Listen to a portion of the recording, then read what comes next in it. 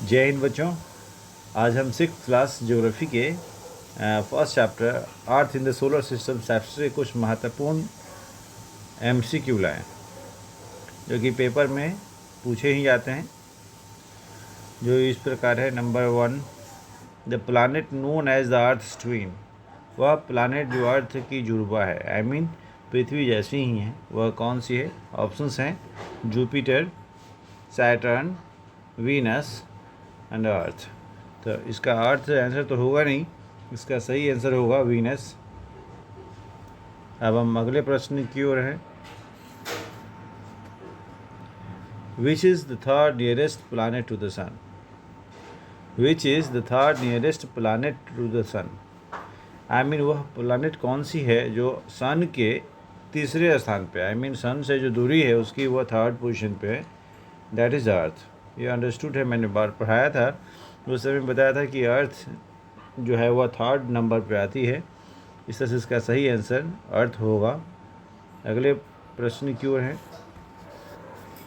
All the planets move around the sun in a circular path, rectangular path, elongated path, triangular path. याद कर जाइए आप, है ना, क्योंकि इसकी शेप जो है वह थोड़ी सी जियोइड शेप की है। मैं अर्थ की शेप बताया था। जितने भी प्लानट है ना, वह सब मूव करती है वो इलांगेटेड पाथ के रूप में। इलांगेटेड पाथ क्या होता है? थोड़ी चिपटी हुई होती है। इसका सही आंसर जो है वह सी होगा। इलांगेटेड का मतलब ऐसा होता है, इस तरह से यह मूव करती है इलांगेटेड पाथ। इस तरह से न सर्कुलर, सर्कुलर जो है, सर्कुलर का मतलब होता है सीधा गोला सर्किल के शेप में, लेकिन नहीं, ऐसा नहीं है। थोड़ा सा हल्की से बलायाकार, मतलब जो दबी हुई होती है, कंप्रेस्ड होती है। इस तरह से इसका सही आंसर सी होगा, इलांगेटेड पाथ है ना। एंड क्वेश्चन नंबर 4 की ओर आते हैं। The pole star indicates direction of to the dot dot, I mean pole star किस डायरेक्शन को रिप्रेजेंट करता है? South, north, east, west. जैसा मैंने डिस्क्रिप्शन में बताया था कि पोल स्टार को हम नॉर्थ स्टार के नाम से भी जानते हैं, बिकॉज उसकी जो पोजीशन है वो हमेशा फिक्स्ड होती है, वो नॉर्थ डायरेक्शन में होती है, इसलिए इसका सही आंसर नॉर्थ डायरेक्शन ही होगा, आई मीन नॉर्थ होगा। चलते हैं अगले प्रश्न की ओर। Asteroid are found between the orbit of, याद है, एस्ट्रॉइड्स जो है वह किसके ऑर्बिट के बीच में पाए जाते हैं? समझने की बात है। Saturn and Jupiter, Mars and Jupiter, Earth and Mars, Venus and Mercury. इसका सही आंसर होगा Mars and Jupiter, Mars and Jupiter. Next question.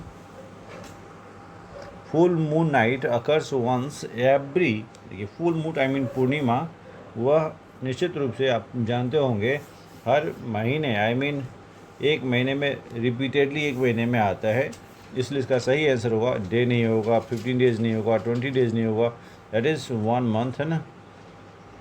इसका आंसर होगा ऑप्शन नंबर डी। अगले प्रश्न की ओर है। The Hindi word for the new moon night is what? Hindi word for the new moon night is what? अमावस्या, कृष्ण पक्ष, पक्ष होना चाहिए, ये छूटा हुआ है, मैनेजर बोले इसको, पूर्णिमा, नॉन ऑफ दिस। अमावस्या इसका राइट आंसर होगा। अमावस्या को ही न्यू मून के नाम से हम जानते हैं। चलते हैं अगले प्रश्न की ओर। The sun is what?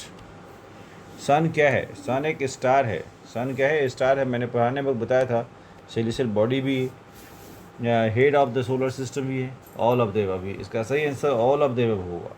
All of the sun is star. देखिए ऐसा कहा जाए सन इज स्टार, डायरेक्ट एक आंसर सन स्टार है।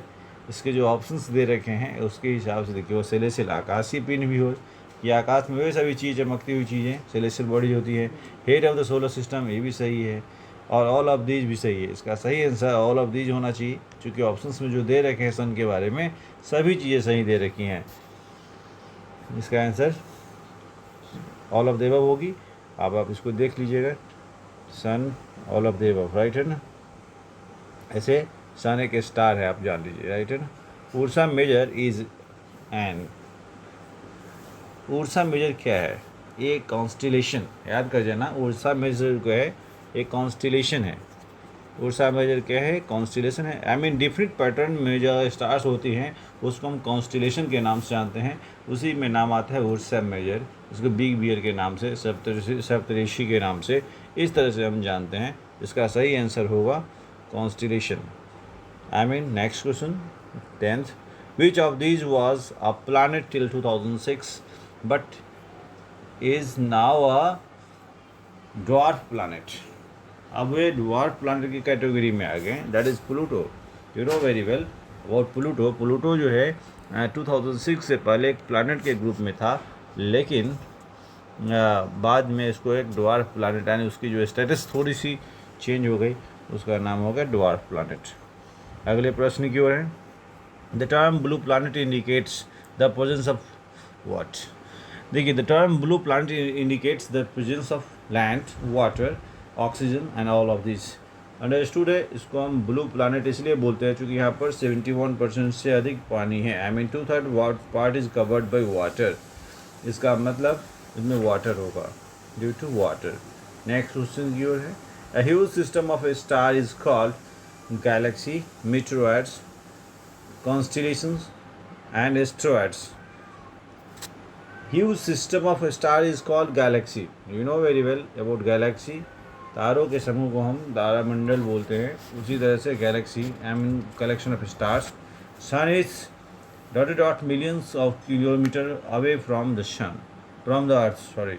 सन इज 150 मिलियन किलोमीटर। मैंने डिस्क्रिप्टिव जब पढ़ा रहा था सेशन, उसने बताया था कि सन की डिस्टेंस अर्थ से कितनी है? About 150 million kilometre.